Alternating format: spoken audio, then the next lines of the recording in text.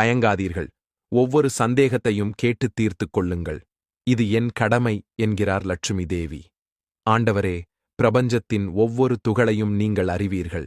நீங்கள் ஒவ்வொரு துகளிலும் வசிக்கிறீர்கள். நீங்கள் படைப்பாளர். உங்கள் கட்டளைப்படி மரணம் உயிருள்ள உயிரினத்தை எடுத்துக்கொள்கிறது. அது உண்மைதான். நீங்கள்தான் இந்த உலகத்தை நடத்துகிறீர்கள். பிறப்பும் இறப்பும் உங்கள் கையில். ஆனால் ஐயோ கடவுளே, எந்தப் பெண் குழந்தை பெற்று மகிழ்ச்சியடைய விரும்புவாள்? குழந்தை ஏன் பெறப்படவில்லை? எந்த பாவம் கருப்பையிலேயே மரணத்தை ஏற்படுத்துகிறது? ஏனெனில் பெண்கள் தங்கள் கற்பத்தை இழக்கிறார்கள். ஓ ஜெகதீஷ் கடவுளே, ஓ கருணைப் புதையலே, நான் உங்களிடம் இதைக் கேட்டுக்கொள்கிறேன்.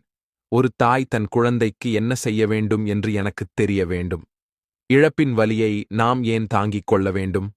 தயவு செய்து காரணத்தை விரிவாகச் சொல்லுங்கள். விஷ்ணு, இதற்குப் பின்னால் உள்ள ரகசியம் என்ன? சிரித்துக்கொண்டே, ஓ தேவி, இன்றுக்கு என்கிறார். நீங்க நல்ல கேள்வி கேட்டீங்க. இது உங்க கேள்வி. உலகின் அனைத்து தாய்மார்களின் நலன் என்னுள் மறைந்துள்ளது. அது நடந்துவிட்டது கடவுளே. சில உண்மைதான், குழந்தைகள் கருப்பையிலேயே இறக்கின்றன. பெண்கள் செய்யும் பாவங்களால். அதனால்தான் அவர்களின் கர்ப்பம் கலைக்கப்படுகிறது. தேவி, இன்று நான் உங்களுக்கு ஒரு மிகப் பழமையான விஷயத்தைச் சொல்லப் போகிறேன். இந்த கதையின் மூலம் நான் உங்களுக்கு கதையைச் சொல்கிறேன்.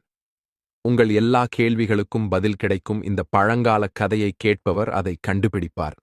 அவருக்கு சிறந்த தரமான குழந்தை பிறக்கட்டும். மேலும் அவரது பாவங்கள் அனைத்தும் அழிக்கப்படுகின்றன. லட்சுமி தேவி கூறுகிறார், ஐயா, நான் இதுதான் முழு கதையையும் கவனமாகக் கேளுங்கள். நீங்க அந்த கதையைச் சொல்லுங்க. அப்புறம் விஷ்ணு.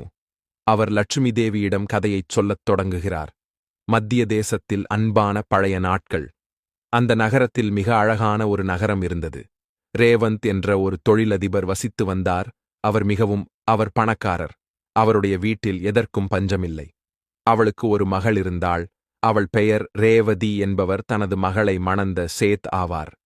வேறொரு நகரத்தில் வசிக்கும் ஒரு வைசியரின் ரேவதி தனது கணவரை அவரது மகனுடன் மணந்தார். அவள் ஒன்றாக வாழ தன் மாமியார் வீட்டிற்குச் சென்றாள். ரேவதிக்கு குடிபெயர்ந்த பிறகு அவளுடைய மாமியார் மற்றும் மாமியார் அவர்களை மிகுந்த அன்புடனும் மரியாதையுடனும் நடத்துங்கள். ரேவதி தனது மாமியார் வீட்டில் நிறைய வேலைகளைச் செய்யத் தொடங்கினார். ரேவதியின் மூச்சுக்கு சுனந்தா என்று பெயர். இயற்கையிலேயே மிகவும் கொடூரமானவராகவும் தீயவராகவும் இருந்தவர். ரேவதி நல்ல குணம்